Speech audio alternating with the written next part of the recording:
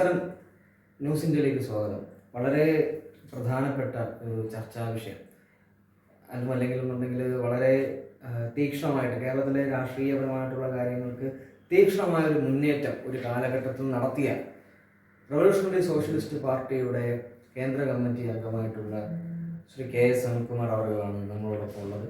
RSP ഒരു കാലഘട്ടത്തിൽ തെക്കൻ കേരളത്തിൽ വളരെയധികം സ്വാധീനം ചെലുത്തിയിരുന്ന ഒരു പാർട്ടിയാണ്. തിരുവിതാംകൂർ സോഷ്യലിസ്റ്റ് പാർട്ടി എന്ന് പറയുന്ന ഒരു രാഷ്ട്രീയ പ്രസ്ഥാനം പിൽക്കാലത്ത് RSP എന്നുള്ള പേരിലേക്ക് വളർന്നു വരികയും തൊഴിലാളി വർഗത്തിന് വേണ്ടിയിട്ടുള്ള പ്രവർത്തനം ഇത്രയും ശക്തമായിട്ട് എനിക്ക് തോന്നുന്നു ഒരുപക്ഷെ CPM-നെയും CPI-യേക്കാൾ ഉപരി തൊഴിലാളി വർഗത്തിന് വേണ്ടിയിട്ട് പ്രവർത്തിച്ച ഒരു പാർട്ടിയാണ് റവല്യൂഷണറി സോഷ്യലിസ്റ്റ് പാർട്ടി എന്ന് പറയുന്ന RSP.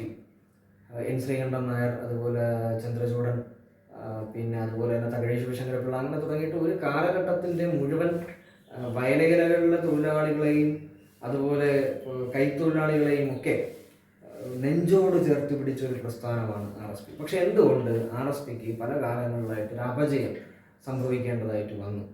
അത് മാത്രമല്ല, RSPക്ക് ഇപ്പോൾ ഒരു മുന്നേറ്റം ഉണ്ടായിക്കൊണ്ടിരിക്കുന്ന ഒരു കാലഘട്ടം കൂടിയാണ് കേരളത്തിൽ എന്ന് പറയുന്നത്. ഈ കാലഘട്ടം ഇപ്പോൾ വന്ന് ഭവിച്ചതിൻ്റെ കാരണഭൂതനായിട്ടുള്ളൊരു വ്യക്തിയെ തന്നെ നമുക്ക് ഈ ഒരു ചർച്ചയിൽ കിട്ടിയത് വലിയ ഒരു കാര്യമാണ്. അപ്പോൾ അതിന് വേണ്ടിയിട്ടാണ് ഇന്ന് പ്രധാനമായിട്ടും ന്യൂസിൻ്റെ ഈ ഒരു ചർച്ച നിൽക്കുന്നത്.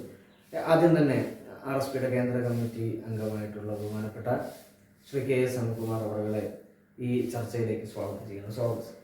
നമസ്കാരം. ന്യൂസ് ഇന്ത്യയിലേക്ക് ക്ഷണിച്ചതിൽ പ്രത്യേകമായ നന്ദി രേഖപ്പെടുത്തുകയാണ്. കേരള രാഷ്ട്രീയത്തിൽ RSP ഒരു വലിയ പ്രസ്ഥാനം തന്നെയാണ്. നേരത്തെ അവതാരകൻ ഡോക്ടർ അമരസ്വനാഥൻ പറഞ്ഞതുപോലെ Sreekantan Nair, TK Devakaran, BB John, RS Unni, K Pankajakshan തുടങ്ങി ഭരണതജ്ഞന്മാരായിട്ടുള്ള വലിയ നേതൃത്വം ഈ രാഷ്ട്രീയ പ്രസ്ഥാനത്തിനെ നയിച്ചു.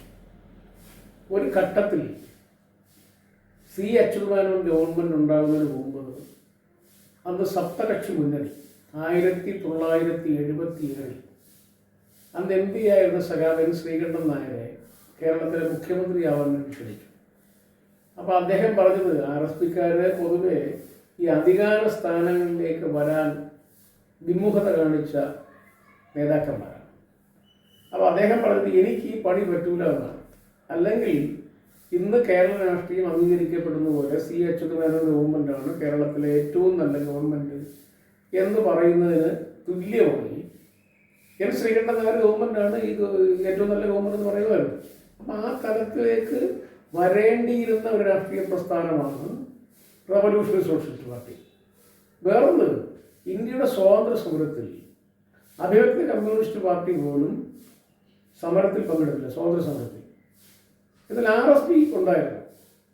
RSP ക്വിറ്റ് ഇന്ത്യ സമരത്തിലായിരുന്നാലും അതുപോലെ നിസ്സഹകരണ പ്രസ്ഥാനമായിരുന്നാലും എല്ലാ പരിപാടിയും ബ്രിട്ടീഷ് നിസ്സഹകരണ പ്രസ്ഥാനത്തിൽ RSPക്ക് ഉണ്ടായിരുന്ന പങ്ക്, അത് കേരളത്തിലുണ്ടായിരുന്ന അന്നത്തെ പ്രവർത്തകർ, അതുമല്ലെന്നുണ്ടെങ്കിൽ അവരന്ന് പ്രധാനമായിട്ട് മുന്നോട്ട് വെച്ച ആദർശം വാഷിംഗ്ടൺ അന്ന് തന്നെ പറയുന്ന ഒരു കാര്യമെന്ന് വെച്ച് കഴിഞ്ഞാൽ ഈ സ്ഥാനമാനങ്ങളെ ഒരു കാലഘട്ടത്തിൽ നിഷേധിച്ച അത്രയും തീക്ഷ്ണമായ ഒരു ആദർശമുള്ള ഒരു പാർട്ടിയായിരുന്നു RSP. ഒരുപക്ഷെ അതുകൊണ്ടായിരിക്കുമോ പിൽക്കാലത്ത് RSPക്ക് ഒരു മുന്നേറ്റം കേരള ജനതയ്ക്കിടയിൽ വരാതെ ഒരു ചെറിയൊരു ബ്ലോക്ക് വന്നതിൻ്റെ കാരണം അതാണെന്ന് തോന്നുന്നു. പിന്നെ RSP സംബന്ധിച്ചിടത്തോളം ഒരു ബ്ലോക്കായിട്ട് കാണുന്നില്ല.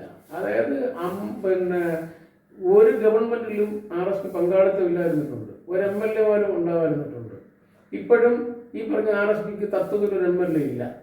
1940 ബീഹാറിലെ രാംഘറിൽ ഈ പാർട്ടി രൂപീകരിക്കുമ്പോൾ ഉണ്ടായത് ഇടതുപക്ഷ പ്രസ്ഥാനങ്ങളുടെ കറക്റ്റീവ് ഫോഴ്സായിട്ടാണ്. കാരണം ഇടതുപക്ഷ പ്രസ്ഥാനം അപജയം സംഭവിക്കാം. ആ ഇടതുപക്ഷ പ്രസ്ഥാനങ്ങൾക്ക് എനിക്കൊരു തോന്നുന്നു 1940 പഞ്ചാബിലെ ഇതേ കാലഘട്ടത്തിൽ പഞ്ചാബിലെ ലുധിയാനയിലാണ് കമ്മ്യൂണിസ്റ്റ് പാർട്ടിയുടെ യുവജന സംഘടനയായിട്ടുള്ള DYFI പിൽക്കാലത്ത് വന്നതാണ്. അപ്പോൾ ഈ പ്രസ്ഥാനങ്ങളെല്ലാം രൂപീകരിക്കപ്പെടുമ്പോൾ ലെഫ്റ്റിസത്തിന് എതിരായിട്ടായിരുന്നു, അത് ലെഫ്റ്റിസത്തിന് ഒപ്പമായിരുന്നു RSP. ലെഫ്റ്റിസത്തിന് അനുകൂലമാണ്. പക്ഷേ അന്നത്തെ യഥാർത്ഥ ലെഫ്റ്റ് എന്നൊക്കെ പറയുന്ന ആളുകൾ ഇന്ത്യയുടെ ഈ പറഞ്ഞ സ്വാതന്ത്ര്യത്തിനെതിരായിരുന്നു. ഇന്ത്യയിലെ കമ്മ്യൂണിസ്റ്റ് പാർട്ടി, അഭിവ്യക്ത കമ്മ്യൂണിസ്റ്റ് പാർട്ടിയാണെങ്കിൽ പോലും ഇന്ത്യയുടെ സ്വാതന്ത്ര്യ സമരത്തിൽ പങ്കെടുക്കാത്തവരാണ്. എന്നാൽ RSP പങ്കെടുത്തു. അതുകൊണ്ടാണ് ജവഹർലാൽ നെഹ്റു ഇന്ത്യയിലെ സ്ഥാനാർത്ഥിയായിട്ട് കാൻഡിഡേറ്റ് നിർത്താൻ ഇന്ത്യൻ നാഷണൽ കോൺഗ്രസ് തയ്യാറായില്ല. ഇത് വലിയ കാര്യമില്ല, വലിയ കാര്യമാണ്. ആ കാലഘട്ടത്തിൽ രാഷ്ട്രീയ കളിയാണ്. കളിയാണ്, രാഷ്ട്രീയ കളിയെന്നല്ല. അതായത് സ്വാതന്ത്ര്യ സമരത്തിൽ പങ്കെടുത്ത ഏക ഇടതുപക്ഷ രാഷ്ട്രീയ പ്രസ്ഥാനം മാത്രമേ ഉള്ളൂ. വേറെ പാർട്ടിയില്ല. ഈ അഭിവ്യക്തി കമ്മ്യൂണിസ്റ്റ് പാർട്ടിയൊന്നുമില്ല. അവരൊക്കെ നമുക്ക് തന്നെ അറിയാമല്ലോ.